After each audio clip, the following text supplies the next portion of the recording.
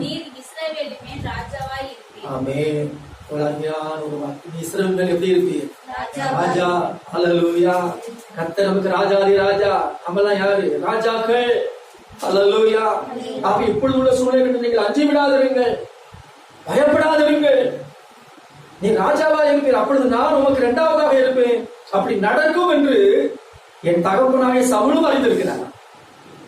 சத்துருக்கே தெரியுது பாரு. இங்க ராஜான்னு யாருக்கு தெரியுது? சத்துருக்கே தெரியுது. ஹல்லேலூயா. நமக்கு தெரிஞ்சிருக்கும் ராஜா ரத்தத்தால கழுவி நம்மள எப்படி மாத்திருக்கிறாரா? ராஜாக்களாக ஆசாரியர்களாக. அப்ப இப்பொழுது உள்ள சூழ்நிலை நீங்கள் அஞ்சு விட வேண்டாம்.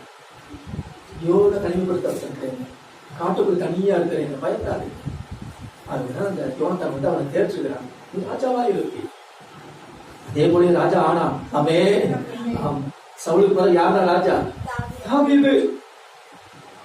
ஏதோ திடப்படுத்துவதற்காக அவனுக்கு சொல்லல, உண்மையாவே ராஜாவாக மாறினார். அவன் ஆடுகளின் பெண்ணை போய்விட்டு தாவீதை ஆண்டவர் ராஜாவாக்கினார். அல்லேலூயா. உங்களுக்கு எனக்கு சொல்லுகிற ஒரு வார்த்தை, நீ ராஜா என்பதை வாழ்ந்து போய்விட்டார். அல்லேலூயா. சோதரம்.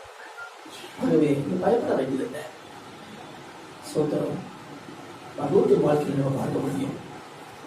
ரூத்தின் வாழ்க்கையில போவாஸ் ரூத்தை பார்த்து சொல்கிறார், பயப்படாதே, உனக்கு வேண்டியபடியெல்லாம் நான் செய்வேன் என்று சொன்னார். ரூத்தின் புத்தகத்திலே போவாஸ் அந்த ரூத்தை பார்த்து சொல்லுகிற ஒரு காரியம் என்ன?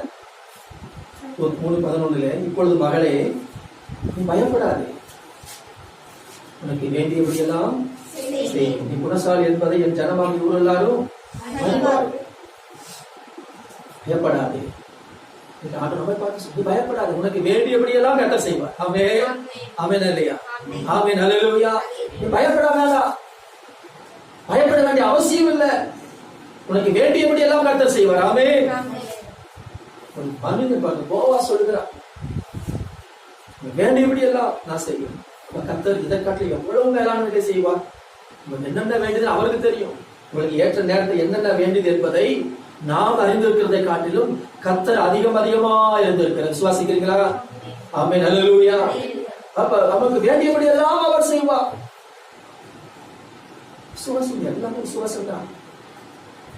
அந்த தாவீது வந்து அவர் தேற்றுறான், விசுவாசித்தான், ராஜாவை மாறிட்டான், அவ்வளவுதான். அது போல பாருங்க, போவாஸ் வந்து தேற்று அங்கு திடப்படுத்தினா அதே போல ரூத்தினுடைய வாழ்க்கை மலர்ந்தது. ஆமென்.